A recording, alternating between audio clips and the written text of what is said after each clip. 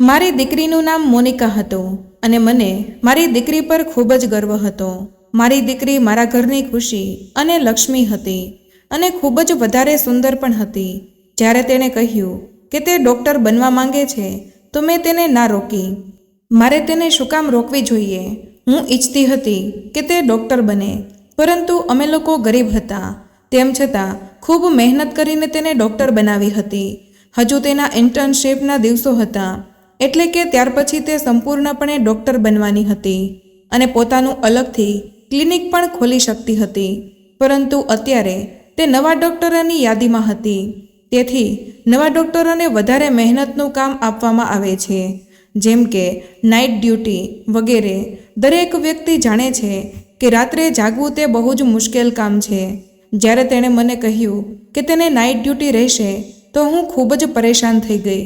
મેં કહ્યું કે દીકરી, જ્યાં સુધી તું ઘરે નહીં આવે ત્યાં સુધી હું ચિંતામાં રહીશ. તે મારી એકની એક પુત્રી હતી. મારા 2 પુત્રો પણ હતા, પરંતુ જે પ્રેમ મને મારી પુત્રી માટે હતો તે પુત્રો માટે ન હતો. તેના પપ્પા પણ તેને ખૂબ જ પ્રેમ કરતા હતા. ઘરમાં તેની એક ફોઈ પણ રહેતી હતી, તે પણ તેને ખૂબ જ પ્રેમ કરતી હતી. તેને કહ્યું કે હું ડ્યુટી બદલાવી નહીં શકું, ઉપરથી ઓર્ડર આવ્યો છે, તમે ચિંતા ના કરતા. હોસ્પિટલમાં હું એકલી થોડી હોઈશ, અન્ય લોકો પણ હોય છે. તેણે ખૂબ જ પ્રેમથી ખૂબ સારી રીતે મને સમજાવી. તો મેં કહ્યું કે વાંધો નહીં, પરંતુ તે ખૂબ જ જવાબદાર હતી. ડૉક્ટર પાસે કયા સમય હોય છે એક પાણી ગ્લાસ પણ પી શકે, અને નાઇટ ડ્યુટી પરના ડૉક્ટર એમ પણ ખૂબ વ્યસ્ત રહે છે. પરંતુ તેમ છતાં તે દરરોજ મને ફોન કરતી હતી. પરંતુ આજે તેનો ફોન ના આવ્યો તો હું ખૂબ જ ચિંતિત થઈ ગઈ. જ્યારે મેં ફોન કર્યો તો રિંગ તો જઈ રહી હતી, પણ કોઈ ફોન નહોતું ઉપાડતું. હું પરેશાન થઈ ગઈ. મારું હૃદય કાપવા લાગ્યું કે ના જાણે શું થયું હશે. અને પછી જે હાલતમાં મારી દીકરીને ઘરે લાવવામાં આવી એ હું જ જાણું છું. પરંતુ તે પછી તેનો ફોન પણ અમને ના આપવામાં આવ્યો. પરંતુ તેની એક બહેનપણી હતી જેણે અમને કહ્યું કે મોનિકા તરફથી મને એક વિડીયો મળ્યો છે. તે જ્યારે અમારા ઘરે આવી તો તેના ફોનમાં એક વિડીયો હતો જે અમને મળી ગયો. જ્યારે તે વિડીયો જોયો તો અમારા પગ નીચેથી જમીન સરકી ગઈ હતી.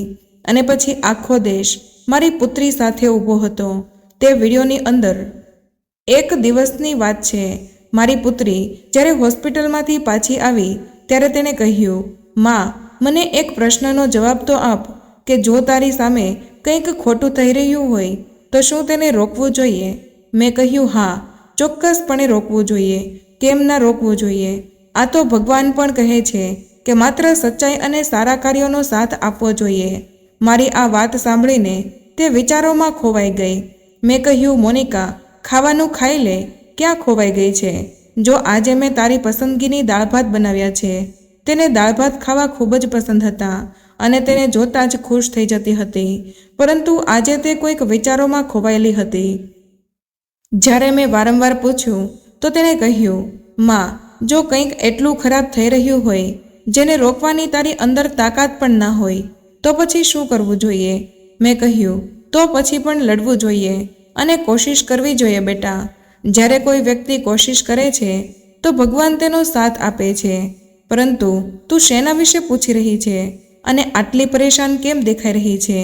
તો તે કહેવા લાગી, કોઈ વાત છે, બસ એક ટેસ્ટ છે, એમાં નંબર વધારવાની કોઈ વાત ચાલી રહી છે, તો એના વિશે વાત કરી રહી હતી.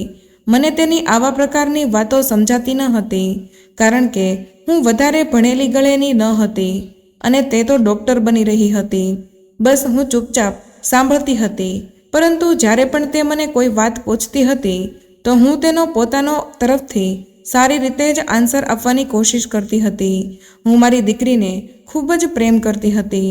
અમે લોકો ખૂબ જ ગરીબ હતા. તેના માટે મેં પોતાના ઘરેણાં વેચ્યા હતા અને ખૂબ જ મુશ્કેલીથી તેની ફી ભરી હતી. તે એક સારી પુત્રી અને સારી વ્યક્તિ હતી. એક દિવસ તે બાલ્કનીમાં ઊભી હતી ત્યારે જ તે અચાનક ડરી ગઈ અને દોડીને નીચે આવી રહી હતી અને મારી સાથે અથડાઈ. મેં કહ્યું, શું થયું બેટા? તું આટલી પરેશાન કેમ લાગી રહી છે? બધું બરાબર તો છે ને? તો તેણે કહ્યું, એક છોકરો ઊભો છે. મેં કહ્યું, ક્યાં ઊભો છે? તો તેણે કહ્યું, આપણા ઘરની નીચે. મેં કહ્યું, તો શું થઈ ગયું?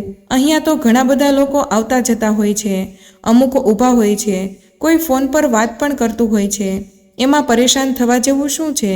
તેણે કહ્યું, તું મારી વાત સમજી નહીં. તે દરરોજ અહીંયા આવે છે અને આપણા ઘર તરફ જોવે છે. જેવી જ મને જોવે છે તો અંદરથી સ્માઇલ આપે છે. ખબર નહીં શું વિચારે છે. મેં કહ્યું, જ્યાં સુધી તે દૂર ઊભો હોય ત્યાં સુધી તે કંઈ પણ કરી શકે. આપણે તેને રોકી પણ ના શકીએ. જો તે તને કંઈ પણ કહે તો તું તેનું મોઢું તોડી નાખજે. તેણે કહ્યું, ઠીક છે. અને હું બાલ્કનીમાં ઊભી હતી જ્યારે તે ઘરેથી નીકળી, કારણ કે આ દિવસોમાં તેની નાઇટ ડ્યુટી હતી. તેથી તે સાંજે જ જતી હતી. જ્યારે તે બહાર નીકળી તો આજે તે છોકરાએ તેને રસ્તો રોક્યો. હું દૂરથી આ બધું જોઈ રહી હતી. પહેલાં તે છોકરો કંઈ બોલ્યો, પછી મોનિકાએ કંઈક કહ્યું અને પછી તેણે તે છોકરાના ગાલ પર થપ્પડ મારી દીધી. તે પછી તે ગાલ પર હાથ મૂકીને એક બાજુ ખસી ગયો અને મોનિકા હોસ્પિટલ જવા માટે રવાના થઈ ગઈ. હું આખો દિવસ વિચારતી રહી કે તે છોકરાએ કોણ હતો, મારી પુત્રીને તેને શું કહ્યું. આજે તેણે મને ફોન પણ ના કર્યો. તે દરરોજ મને ફોન કરતી હતી. જ્યારે તે સાંજે પાછી આવી તો મેં તેને પૂછ્યું કે તે છોકરો શું કહી રહ્યો હતો, તો તેણે કહ્યું કે તે ખરાબ છોકરો નથી. મેં કહ્યું કે તે છોકરો ખરાબ નથી તો તે તેને થપ્પડ કેમ માર્યો? તો મોનિકાએ કહ્યું કે જ્યારે મેં તેને થપ્પડ મારી દીધો ત્યાર પછી મને ખબર પડી કે તે ખરાબ નથી. તે હોસ્પિટલમાં કોઈ મહિલા સાથે આવ્યો હતો. ત્યારથી તેણે મને જોઈ હતી. કહેતો હતો કે તમે મને બહુ જ સારા લાગો છો.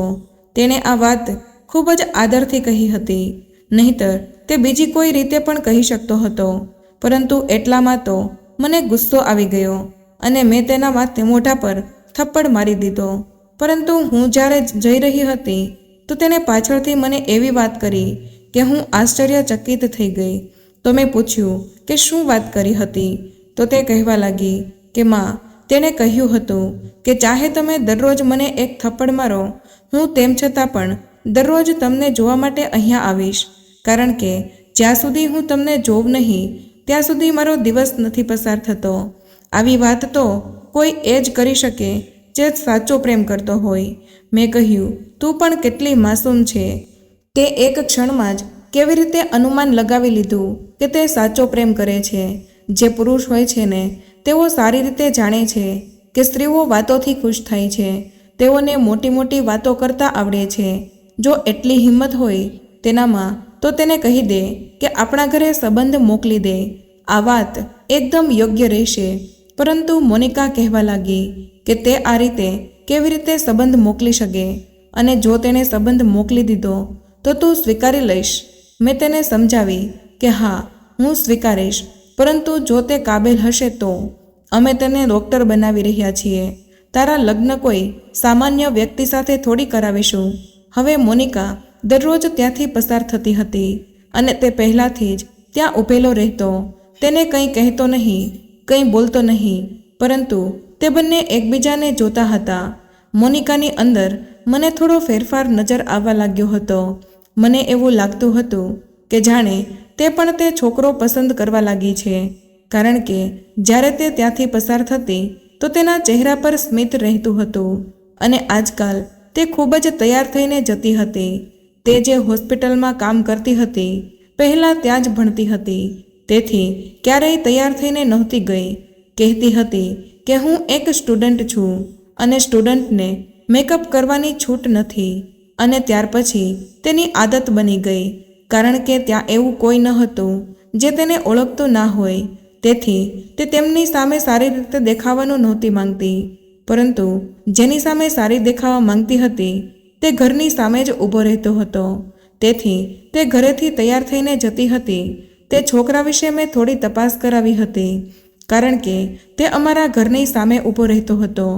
તેથી એટલી તો ખબર હોવી જોઈએ. મેં પોતાના નાના પુત્ર દ્વારા તપાસ કરાવી હતી. તેણે કહ્યું હતું કે તેનું નામ રોહિત છે અને તે સામેના ઘરમાં રહે છે. સામેના લોકો તો ખૂબ જ સારા હતા. આખા મહોલ્લાવાળા તેમને ઓળખતા હતા અને કહેતા હતા કે તેઓ ખૂબ જ સારા માણસો છે. અને મેં ક્યાંક એવું પણ સાંભળ્યું હતું કે તેમનો એક જ દીકરો છે અને તેની માને પોતાના પુત્ર પર ખૂબ જ ગર્વ છે. પરંતુ આ પુત્ર અહીંયા શું કરતો રહેતો હતો? મારા નાના પુત્રએ કદાચ ભૂલ કરી હોય, બીજા કોઈ વિશે તપાસ કરીને આવી ગયો હોય. એક દિવસ ખૂબ જ વરસાદ પડી રહ્યો હતો. મોનિકા પોતાના રૂમની બાલ્કનીમાં ઊભી હતી અને સામે જ તે છોકરો ઊભો હતો અને વરસાદમાં પણ પલળી રહ્યો હતો.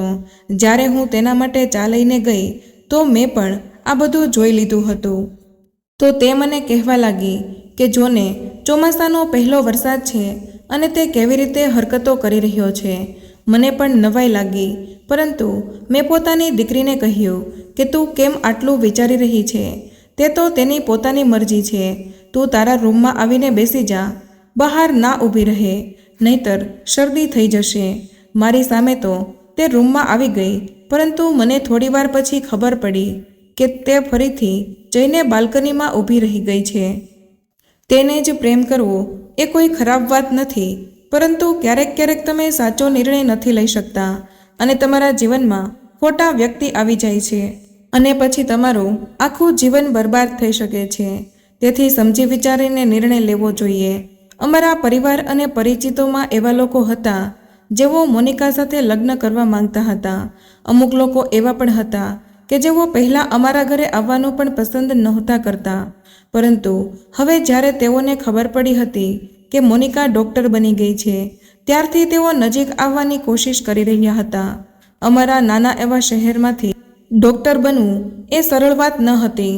અમારી પાસે તો એમ પણ એટલા પૈસા ન હતા, તેથી થોડો ફાયદો પણ થયો હતો, કારણ કે મોનિકાને થોડી સ્કોલરશિપ મળી હતી. નહીંતર બધી ફી જાતે ચૂકવવી એ અમારા બસની વાત ન હતી. તેમ છતાં પણ અમારા પર ઘણું દેવું હતું, કારણ કે ફી તો અમે ચૂકવતા હતા, પરંતુ પછી ઘર ચલાવવાનું મુશ્કેલ થઈ જતું હતું અને તેના માટે લોન લેવી પડતી હતી. આવામાં મોનિકા અમારા બધા માટે અમારું ભવિષ્ય હતી, કારણ કે તે ડૉક્ટર બનીને અમારા બધાનું ભાગ્ય બનાવવા જઈ રહી હતી. તેના ભાઈઓ નાના હતા, તેથી તેણે જ તેના ભાઈઓ માટે કંઈક કરવાનું હતું. ભાઈ તેના માટે કંઈ નહોતા કરી શકતા, તેથી હું મારી દીકરીને ખૂબ સંભાળીને રાખવા માંગતી હતી કે તેનો જીવનસાથી એક સારો વ્યક્તિ બને, જે તેને અમારાથી દૂર ન રાખે, બલકે મોનિકાને ખૂબ વધારે પ્રેમ કરે. મોનિકા ખૂબ જ સંસ્કારી અને સુંદર છોકરી હતી. તે કોઈનું પણ દિલ જીતી શકતી હતી, પરંતુ સામેવાળો પણ તો તેના માટે કાબિલ હોવો જોઈએ. એક દિવસ તે મને કહેવા લાગી કે માં, મારે તારી પાસેથી એક ખૂબ જ જરૂરી વાત કરવી છે, જે મારા વિશે છે, મારા ભવિષ્ય વિશે છે, મારા જીવનસાથી વિશે છે. મેં કહ્યું કે હા બોલ, તું શું વાત કરવા માંગે છે? અને હું સમજી ગઈ હતી કે તું શું કહેવાની હતી. લાગે છે કે રોહિતે તેના દિલમાં જગ્યા બનાવી લીધી હતી અને મને એ કહેવા જઈ જ રહી હતી કે રોહિતના ઘરવાળા સંબંધ લઈને આવે તો તું તેની સાથે વાત કરી લેજે. પરંતુ જણાવતા પહેલાં તેણે મને કહ્યું કે માં, મારા દિલમાં હંમેશા જે જગ્યા તારી અને પપ્પાની, મારા ભાઈઓની છે, તે કોઈની પણ નથી. અને મારે જે વાત કરવાની છે તે એ છે કે તે બોલવા જ જઈ રહી હતી કે એટલામાં જ તેને હોસ્પિટલમાંથી ફોન આવી ગયો. જેવો જ તેને હોસ્પિટલમાંથી ફોન આવતો હતો, તે બધું છોડીને પહેલાં કોલ સાંભળી લેતી હતી. કહેતી હતી કે બની શકે છે કે કદાચ કોઈ વ્યક્તિ તકલીફમાં હોય, તેથી મને બોલાવી રહ્યા હોય. મારે મોડું ના કરવું જોઈએ, એ જ વાત યોગ્ય છે. હોસ્પિટલમાંથી ફોન હતો. જો કે તેની નાઇટ ડ્યુટી હતી, પણ તેઓ ડે ડ્યુટી માટે પણ બોલાવી રહ્યા હતા. કદાચ કોઈ ડૉક્ટર રજા પર જતી રહી હશે. મેં કહ્યું કે તું ડે ડ્યુટી પણ કરીશ અને નાઇટ ડ્યુટી પણ કરીશ, થાકી નહીં જાય? તો તેણે કહ્યું કે માત્ર એક જ દિવસની તો વાત છે, નહીં થાકું, પાછી આવીને સૂઈ જઈશ. તું મારી પસંદગીનું ખાવાનું બનાવી રાખજે, હું કાલે સવારે વહેલા પાછી આવી જઈશ. મેં તેને કહ્યું કે ઠીક છે, પોતાનો મોબાઈલ વગેરે લઈને જા અને ફોનને ચાર્જ કરી લેજે અને સારી રીતે ખાવાનું પણ ખાઈ લેજે. તારી હોસ્પિટલમાં ખાવાનું તો મળે જ છે ને? તો તેણે કહ્યું કે હા, મળે છે. અને જ્યારે તે ઘરેથી નીકળી રહી હતી તો ખબર નહીં કેમ મને કંઈક અજીબ લાગી રહ્યું હતું. હું તેને બૂમ પાડવા માંગતી હતી, પરંતુ બૂમ ના પાડી, કારણ કે કહેવાય છે ને કે જ્યારે કોઈ જઈ રહ્યું હોય તો તેને પાછળથી ના બોલાવાય. તેણે કહ્યું હતું કે જે જરૂરી વાત મારે કરવાની હતી તે હું તારી સાથે કરીશ, કારણ કે આરામથી થાય એવી વાત છે. તે તેના કામ પર જતી રહી અને હું પોતાના કામમાં લાગી ગઈ. તેણે મને બપોરે એક વાર ફોન કર્યો હતો અને કહ્યું કે બધું બરાબર છે. પછી તેણે મને સાંજે પણ ફોન કર્યો અને કહ્યું કે બસ આજે થોડું કામ વધારે છે. પરંતુ મેં ખાવાનું ખાઈ લીધું હતું. તે તો ખાધું છે ને? મેં તેને કહ્યું કે હા, મેં જમી લીધું છે. હવે થોડી વારમાં સૂઈ જઈશ. હું વહેલી સૂઈ જતી હતી કારણ કે મારે સવારે વહેલું જાગવું પડતું હતું. તેણે કહ્યું કે તું શાંતિથી સૂઈ જા, સવારે મળીશું. મેં કહ્યું કે ઠીક છે અને હું સૂઈ ગઈ. પણ મને શું ખબર હતી કે આ રાત પછી મને ક્યારેય શાંતિપૂર્ણ ઊંઘ નહીં આવે. મોનિકા સવારે 9 વાગ્યા સુધી ઘરે પાછી આવી રહેતી હતી કારણ કે તેની શિફ્ટ 8 વાગ્યે ખતમ થઈ જતી હતી અને હોસ્પિટલમાંથી અહીં આવવામાં તેને 1 કલાક લાગી જતો હતો. જ્યારે હું ઉઠી તો સવારના 9:30 વાગી ગયા હતા. મને લાગ્યું કે તે પોતાના રૂમમાં આવીને સૂઈ ગઈ હશે, પરંતુ તેને કંઈ પણ ખવડાવ્યા વિના હું સૂવા નહોતી દેતી કારણ કે પછી તે સાંજ સુધી નહોતી જાગતી. મેં તેને કહ્યું હતું કે તે આવતાની સાથે જ મને જગાડે, હું ખાવાનું કાઢીને આપી દઈશ. લાગે છે કે તે ખૂબ જ થાકી ગઈ હશે. મેં થાળીમાં ખાવાનું કાઢીને તેને ગરમ કર્યું અને પોતાની દીકરી મોનિકાના રૂમમાં જવા લાગી. પછી જ્યારે હું અંદર ગઈ અને લાઇટ ચાલુ કરી તો આશ્ચર્યમાં પડી ગઈ. તે તો રૂમમાં હતી જ નહીં અને રૂમ સંપૂર્ણપણે સ્વચ્છ અને વ્યવસ્થિત હતો. હું સમજી ગઈ કે લાગે છે કે તેને આવવામાં મોડું થઈ ગયું હતું. હું બહાર ગઈ તો આજે તે છોકરો પણ નહોતો ઊભો. મને આશ્ચર્ય થયું કે આજે તે આવ્યો કેમ નહીં. તે આ સમયે ઊભો તો હોય જ છે કારણ કે તે પણ જાણે છે કે મોનિકા પાછી આવતી હશે. તો આજે કેમ નથી ઊભો? કદાચ તે બીમાર તો નથી પડી ગયો? હું તો માં છું ને. માના દિમાગમાં તો એવા કેટલાય વિચારો આવે છે કે મોનિકા મરી તો નથી ગઈ, કંઈક થઈ તો નથી ગયું. મને પૂરી ખાતરી હતી કે મોનિકા તેના વિશે જ વાત કરવાની હતી અને હું અત્યારથી જ વિચારી રહી હતી કે જો તેઓ સંબંધ લઈને આવી ગયા તો શું મારે સંબંધ કરી દેવો જોઈએ કે નહીં. 2 કલાક વીતી ગયા તો પણ મોનિકા ના આવી તો મેં તેનો નંબર ડાયલ કર્યો.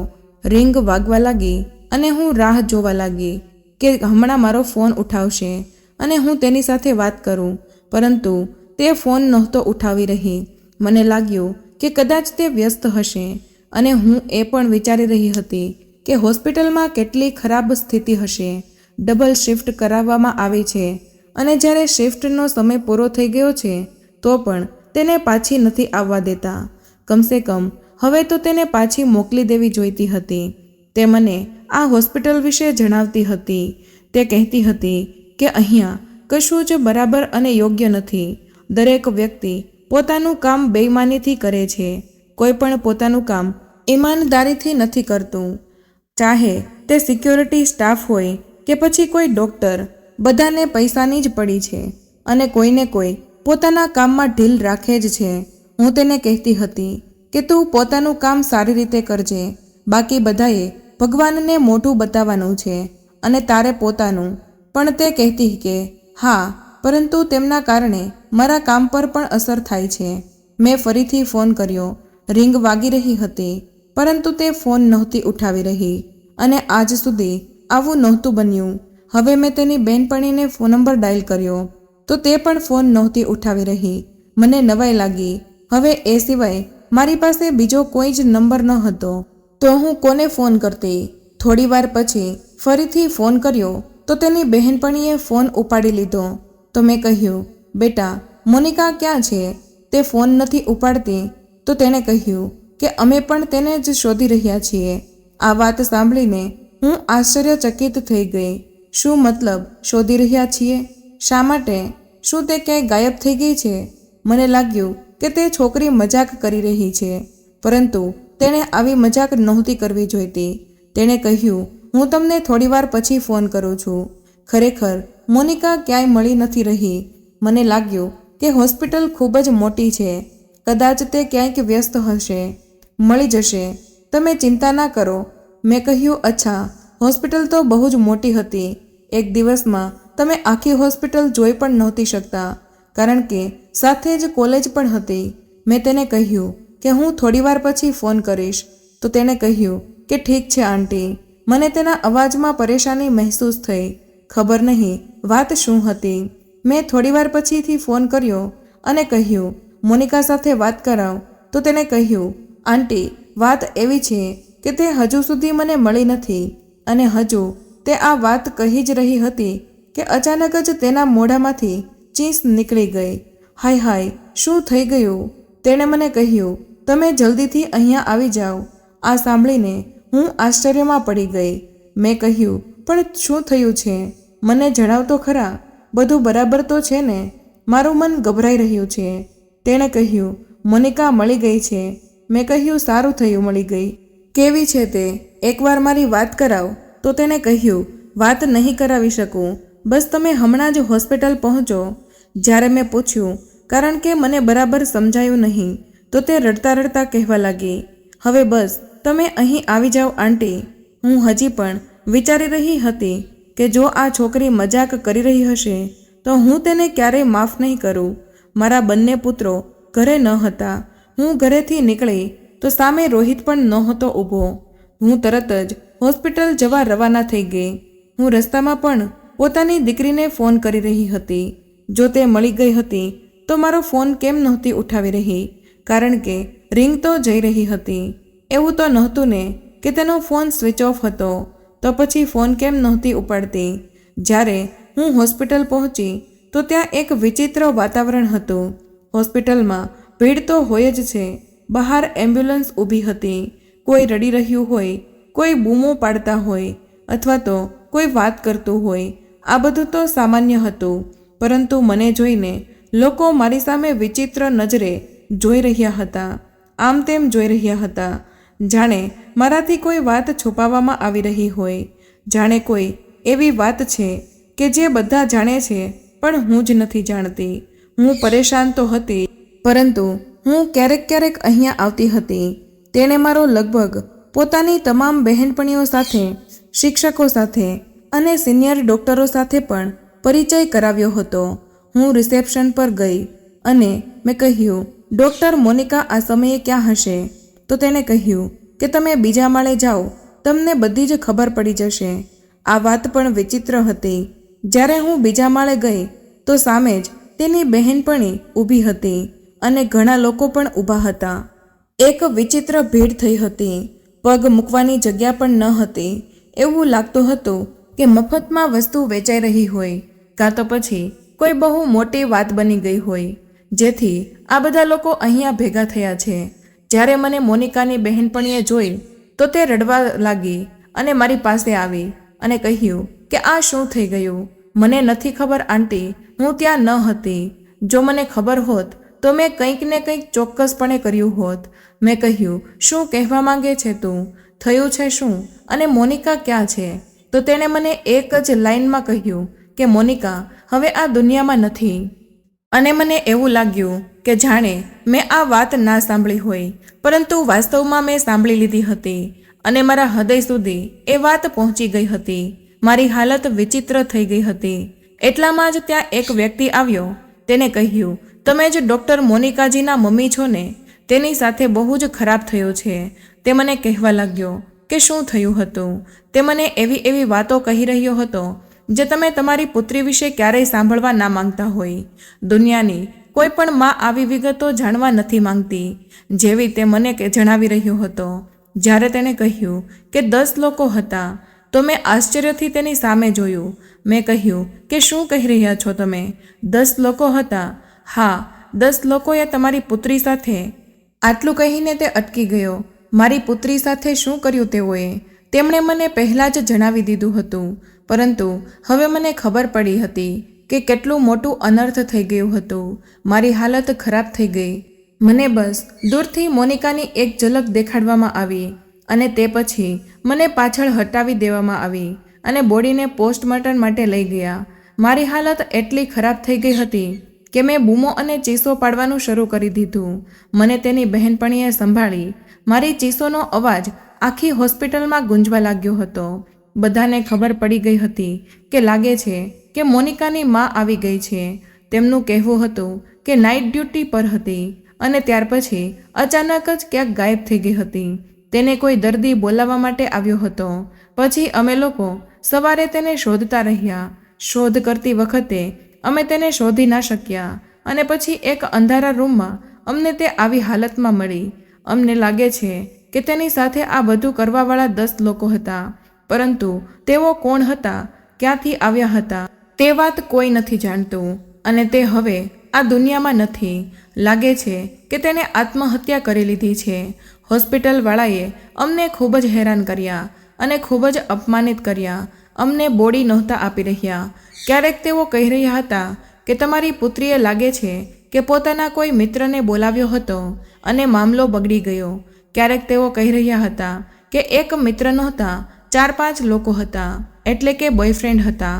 ક્યારેક બીજી કોઈ વાત કરતા અને જે બોડીની હાલત હતી એ અમે જ જાણીએ છીએ. કોઈક રીતે અંતિમ વિધિ કરવામાં આવી, પરંતુ હવે અમારી પાસે કોઈ સબૂત ન હતું. આખો દેશ અમારી પુત્રી માટે ઊભો હતો. દરેક લોકો તેના વતી ઇન્સાફ માંગી રહ્યા હતા, પરંતુ અમારી પાસે એવું કોઈ પણ સબૂત ન હતું જેનાથી અમને તે ખબર પડે કે શું થયું હતું. હોસ્પિટલવાળાએ જે રિપોર્ટ જારી કર્યો હતો તેમાં લખ્યું હતું કે ડૉક્ટર મોનિકાએ આત્મહત્યા કરી છે, પરંતુ તે આવું કેવી રીતે કરી શકે તે તો મને કંઈક કહેવા માંગતી હતી. ઘરેથી હસતા હસતા નીકળી હતી. તેની આંખોમાં ઘણા બધા સપનાઓ હતા. તો પછી એક આવી છોકરી કેવી રીતે આત્મહત્યા કરી શકે? તે ડિપ્રેશનમાં ન હતી, તે એકદમ ઠીક હતી. તેને કોઈ પણ પ્રોબ્લેમ ન હતો. અમે કહ્યું કે તેનો ફોન ક્યાં છે, તે અમને આપો, તેની બેગ વગેરે આપો. તો તેઓએ અમને બધી વસ્તુઓ પાછી આપી દીધી. તેની વસ્તુઓ એવી હતી જે તૂટી ગઈ હતી, પરંતુ તેઓએ અમને મોનિકાનો ફોન ના આપ્યો. અમને આશ્ચર્ય થયું કે ફોન કેમ ના આપ્યો. તો તેઓ કહેવા લાગ્યા કે આ સબૂત તરીકે અમારી પાસે રહેશે, પરંતુ તેઓએ સબૂતનું શું કરવાનું હતું જ્યારે પોતે જ કહી રહ્યા છે કે આત્મહત્યા છે? તો પછી સબૂત કોને બતાવવાનું હતું? ઘણી કોશિશ કરી હતી કે કોઈક રીતે તેનો ફોન મળી જાય, કારણ કે તેના ફોનથી જ ખબર પડી શકતી હતી કે તેના જીવનમાં શું ચાલી રહ્યું હતું, પરંતુ તેઓએ તેનો ફોન અમને ના આપ્યો. આ વાતને 3 દિવસ વીતી ગયા હતા અને છેલ્લા 3 દિવસથી મેં રોહિતને પણ નહોતો જોયો. શું તેને ખબર ન હતી કે મોનિકા સાથે શું થયું હતું? તે આ દુનિયામાંથી પણ જતી રહી હતી. આ વાત તો આખા દેશમાં ફેલાઈ ગઈ હતી. તો પછી તેને ખબર કેમ ન હતી? લાગે છે કે તે ડરી ગયો હશે અને પોતાના રૂમમાં ઘૂસી ગયો હશે. બહાર નીકળવા નહીં માંગતો હોય કે ક્યાંક તેને પણ પૂછપરછ કરવામાં ના આવે, કારણ કે ખબર નહીં કે કેટલી વાર અહીંયા પોલીસ આવી હતી. મારી કેવી હાલત હતી એ હું જ જાણું છું. એક તો મારી જુવાન દીકરી, જેને મેં બહુ જ મુશ્કેલીથી ડૉક્ટર બનાવી હતી, તે આ દુનિયા છોડીને જતી રહી હતી અને એ જાણું છું કે તે કેવી રીતે ગઈ. મને રાત્રે ઊંઘ જ નહોતી આવી. હું આખી રાત રડતી રહેતી હતી. દરેક લોકો ઇન્સાફ માંગી રહ્યા હતા, પરંતુ જે મારી સાથે બન્યું હતું તે ક્યારેય ઠીક નહોતું થઈ શકતું. મારી દીકરી તો ક્યારેય પાછી ના આવી શકે. અમારા ઘરની લક્ષ્મી, મારી દીકરી આ દુનિયામાંથી જતી રહી. હવે તો તે ક્યારેય પાછી નહોતી આવવાની. ઇન્સાફ મળે તો કોને મળે? એક મા માટે ઇન્સાફ શું હોઈ શકે? શું તે મારી દીકરીને પાછું લાવી શકશે? 1 અઠવાડિયું વીતી ગયું તો મોનિકાની બહેનપણી અચાનક અમારા ઘરે આવી અને તેણે કહ્યું કે મને મોનિકા તરફથી એક વિડીયો મળ્યો છે. તેણે કહ્યું કે કદાચ મોનિકાએ તે સમયે જ આ વિડીયો મોકલ્યો હતો, પરંતુ મેં પણ નહોતો જોયો. હું ખૂબ જ વ્યસ્ત થઈ ગઈ હતી અને ડરી પણ ગઈ હતી, કારણ કે મને ધમકી આપવામાં આવી હતી અને કહેવામાં આવ્યું હતું કે જો હું કંઈ પણ કહીશ તો પરિણામ સારું નહીં આવે. તેણે કહ્યું, મારી પાસે મોનિકાનો છેલ્લો વિડીયો છે, તેના સિવાય આપણી પાસે તેની કોઈ યાદગીરી નથી. વિડીયો 45 મિનિટ લાંબો છે. મેં હજી સુધી નથી જોયો, પરંતુ મને લાગ્યું કે તમને કહેવું જરૂરી છે. અમે તરત જ વિડીયોને ટીવી સાથે કનેક્ટ કર્યો, જેથી દરેક લોકો જોઈ શકે. દરેક મોનિકાને જોવા માંગતા હતા, પરંતુ જ્યારે વિડીયો જોયો તો અમે ચોંકી ગયા. એવું લાગી રહ્યું હતું કે જાણે આ વિડીયો તે ક્ષણનો જ છે જ્યારે તે બધા લોકો ત્યાંથી નીકળી ગયા હતા. મોનિકા કહી રહી હતી કે તે જીવતી છે અને તેણે આ વિડીયો બનાવીને પોતાની બહેનપણીને મોકલી દીધો છે. કદાચ તેણે તેને પોતાની હિસ્ટ્રીમાંથી ડિલીટ કરી નાખ્યો હતો. તેથી તેઓએ અત્યાર સુધી અમને નહોતું પૂછ્યું કે શું તમને કોઈ વિડીયો મળ્યો છે, તેની હાલત ખૂબ જ ખરાબ હતી. તેના ચહેરા પરથી સ્પષ્ટ દેખાતું હતું કે તે પીડામાં હતી. તે કહી રહી હતી કે હોસ્પિટલવાળા કંઈક ખૂબ જ ખરાબ કરી રહ્યા છે. મને બધી ખબર પડી ગઈ છે, તેથી તેઓએ મારી સાથે આ બધું કર્યું જેથી મને ચૂપ કરાવી શકે. દર્દીઓ સાથે સારું નથી થઈ રહ્યું. ઘણા બધા ખરાબ કામો ચાલી રહ્યા છે. હોસ્પિટલમાં થોડી વધુ જાણકારી આપ્યા પછી તેણે કહ્યું, માં, મને માફ કરી દેજે. મેં તેની સાથે લગ્ન કરવાનું વચન આપ્યું હતું અને હું તારી સાથે આ જ વાત કરવાની હતી, પરંતુ હવે હું જીવિત નહીં બચી શકું. કોઈ મને નહીં બચાવી શકે. તે પોતાના ભાઈઓના નામ લેવા લાગી, પરેશાન ન થતા, અને તમે લોકોએ મારું ખૂબ જ ધ્યાન રાખ્યું. છેલ્લે તેણે એ કહ્યું કે હું તમને બધાને ખૂબ જ પ્રેમ કરું છું. તમે બધા મારા માટે ખૂબ જ ખાસ છો. હું જ્યાં પણ હોઈશ ત્યાં તમને બધાને યાદ કરતી રહીશ. મારા માટે ઉદાસ ના થતા. આ વિડીયો જોઈને મારું હૃદય ખૂબ જ દુઃખી થયું. મોનિકાની બહેનપણી કહી રહી હતી કે આ વિડીયો દ્વારા કંઈક ને કંઈક કરીને આપણે ઇન્સાફ અપાવી શકીએ છીએ. હું ફરીથી એટલા મોટા દુઃખમાં જતી રહી હતી. 1 અઠવાડિયા પછી અમને ખબર પડી કે રોહિતે આત્મહત્યા કરી લીધી હતી. જ્યારે તેને ખબર પડી કે મોનિકા સાથે આટલું ખરાબ થયું અને હવે તે આ દુનિયામાં નથી, તો તેણે પણ ઝેર પી લીધું. આ સમાચાર સાંભળીને અમને વધુ દુઃખ લાગ્યું. રોહિત પોતાના માતા પિતાનો એકનો એક દીકરો હતો. તેનો મતલબ કે તે મોનિકાને ખૂબ જ પ્રેમ કરતો હતો. જ્યારે તેને ખબર પડી કે મોનિકા આ દુનિયામાં નથી, તો તેણે પણ આત્મહત્યા કરી લીધી.